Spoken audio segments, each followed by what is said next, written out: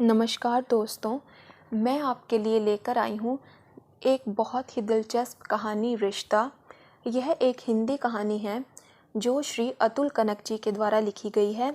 तो आइए शुरू करते हैं।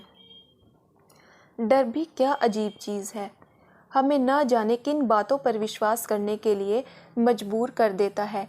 या फिर यह भी हो सकता है कि डरा हुआ आदमी किसी विश्वास की बाह थामकर अपने सुखों को टटोलने की कोशिश करता है। तेज कदमों से चलते हुए सुधाकर ने सिद्धांत से कहा। सर्दियों की सुबह होने के बावजूद सुधाकर के ललाट पर हल्का पसीना छलक आया था। आखिर तेज कदमों से दोनों इस सर्द सुबह में भी लगभग 4 किलोमीटर पैदल जो चल लिए थे। तेज गति से चलने के कारण सुधाकर की धड़कनों की गति भी सामान्य से तेज हो गई थी। इसलिए बोलते बोलते वह कुछ देर रुका, फिर बोला, अब मुझे ही देख लो। कब से सोच रहा था कि मॉर्निंग वॉक शुरू करूं, लेकिन सुबह सुबह बिस्तर छूटता ही नहीं था। अब जब डॉक्टर ने कह दिया है कि मैंने अपनी जीवन शैली में बदलाव नहीं किया तो डायबिटीज़ का मरीज़ हो सकता हूँ। मुझे रोज़ 5 किलोमीटर पैदल चलना चाहिए, तब से बिना अलार्म के भी नींद खुल जाती है। सुबह घूमना जैसे जीवन का ज़रूरी हिस्सा हो गया है। सिद्धांत बोला, आस्था के आध्यात्मिक अर्थ को तो मैं नहीं जानता, लेकिन इतना ज़रूर जानता हूँ कि आस्था उस प्रवृत्ति का नाम है जो कठिन परिस्थितियों में भी हमें जीवन की सकारात्मकता के प्रति चैतन्य बनाए रखती है। अब कोई वो चेतना मॉर्निंग वॉक से पाता है या किसी अनुष्ठान से, अध्यात्म को इस बात से कोई फर्क नहीं पड़ता।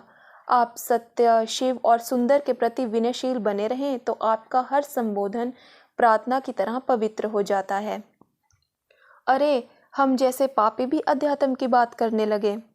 इसे ब्रह्म मुहूर्त में जागरण का असर कहें या प्रभात के प्रकाश में पाखंड का प्रबल होना। सुधाकर ने कहा तो दोनों ठठाकर हंस दिए। फिर सुधाकर चौंक कर बोला, सुबह की ताज़ा हवा ने तो मेरी भाषा को भी अलंकारिक कर दिया।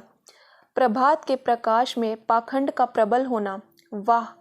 यह शोध का विषय हो सकता है कि पहली कविता किसी के वियोग में क्या उसी समय लिखी गई थी जब लिखने वाला हमारी ही तरह मॉर्निंग वॉक कर रहा था। सुधाकर की बात पर एक बार फिर दोनों का कहका गूंज उठा। सुधाकर और सिद्धांत सहकर्मी हैं। संयोग से दोनों रहते भी एक ही कॉलोनी में हैं। सिद्धांत तो शुरू से ही खिलाड़ी रहा है।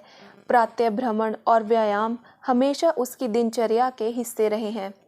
लेकिन सुधाकर ने कुछ महीनों पहले ही सुबह की लंबी दूरी तक घूमना शुरू किया है, तब जब डॉक्टर ने उसे डायबिटीज़ के खतरे के प्रति आगाह किया।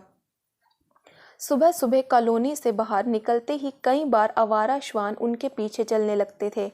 शुरू शुरू में तो दोनों उन्हें भगा देते थे, लेकिन एक दिन एक छोटा सा श्वान शिशु आकर बार बार उनके पाँव के पास लौटने लगा तो सुधाकर स्वयं को उसके मुंह में पड़ने से नहीं बचा सका। एकदम काला शरीर और माथे पर तिलक की तरह का सफ़ेद निशान। वो श्वान शिशु दूर से ही पहचान में आ जाता था। सुधाकर उसे लाड लडाने लगा। अब तो यह रोज़ का ही क्रम हो गया था। उन्हें दूर से देखते ही वो फुदकने लगता और उनके पाँव के पास अटखेलियाँ करने लगता। अब तो जैसे इस प्राणी को प्यार करना भी उसके जीवन का हिस्सा हो गया था। डायबिटीज़ के डर ने मुझसे मॉर्निंग वॉक ही शुरू नहीं कराई, बल्कि आवारा श्वानों के प्रति भी मेरे मन में एक मोह भी जगाया है, एक दिन उसने अपनी पत्नी से कहा था। लेकिन जीवन में सब कुछ मनुष्य की इच्छा के अनुसार कहाँ होता है। एक दिन वो छोटा सा श्वान कहीं गायब हो गया। सुधाकर और सिद्धांत की नज़रें उसे तलाशती रही, लेकिन वो कहीं नहीं दिखा। 4-5 दिन बीत गए। गली के बाहर उसे तलाशती नज़रें फेंकते हुए सुधाकर ने कहा, पता नहीं कहाँ चला गया वो। एक अनजाना से रिश्ता बन गया था जैसे उससे। सिद्धांत बोला, आखिरी बार जब मिला था तो कैसे देख रहा था तुम्हें? उसकी आंखें जैसे एक साथ बहुत कुछ कह देना चाहती थी।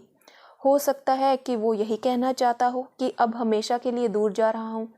पता नहीं क्या हुआ होगा उसे, कहीं किसी दुर्घटना का शिकार ना हो गया हो। लोग सड़क पर अपनी गाड़ियाँ भी तो बहुत तेज़ चलाते हैं। सुधाकर ने भावुक होते हुए कहा, हो सकता है किसी मनुष्य क्षण की आहट उसे पहले आ गई हो। बुजुर्ग बताते हैं कि इनकी छठी इंद्रियां बहुत तेज होती हैं, मौत को पहले से भांप लेती हैं। सिद्धांत ने सुधाकर के डर का समर्थन किया। सुधाकर केवल इतना ही कह सका, ईश्वर करे ऐसा नहीं हुआ हो। फिर उसने आसमान की ओर देखा, मानो मन ही मन कोई मन्नत मांग रहा हो। 8-10 दिन बीते ही थे कि उसी मोड़ के पास दोनों को वही श्वान शिशु दिखाई दिया, वही काला रंग और माथे पर सफ़ेद तिलक। दूर से दौड़ता हुआ वो इन्हीं की तरफ आ रहा था। उसे देखकर सुधाकर तो जैसे खुशी से दीवाना ही हो गया। पास पहुंचते ही उसे लपककर अपनी बाहों में उठाया और हुलसकर बोला, तू कहाँ चला गया था रे? क्या तुझे हमारी याद नहीं आती थी? उसने कितने ही सवाल दाग दिए, मानो वो बेजुबान प्राणी उसके सवालों को समझ रहा हो और सुधाकर की ही भाषा में उसे जवाब भी देगा। सुधाकर बावलों की तरह उसे बतियाए जा रहा था। सिद्धांत की आंखों की कोरें भी भीग गई थी। पता नहीं कौन सा रिश्ता जिसके बंधन में उस दिन सुधाकर और सिद्धांत को तब तक वहां रोके रखा जब तक वो नन्ही जान खुद ही उसकी गोदी से उतरकर भागने के लिए नहीं मचल उठी। दोस्तों, कहानी यहीं पर समाप्त होती है। आपको यह कहानी कैसी लगी कमेंट बॉक्स में ज़रूर बताइएगा और नई नई कहानियों से जुड़ने के लिए मेरे चैनल को सब्सक्राइब कीजिएगा। मेरी वीडियो को लाइक और शेयर करना भी मत भूलिएगा और बेल आइकन को भी ज़रूर प्रेस कीजिएगा ताकि आने वाली कहानी की नोटिफिकेशन आपको सबसे पहले मिले।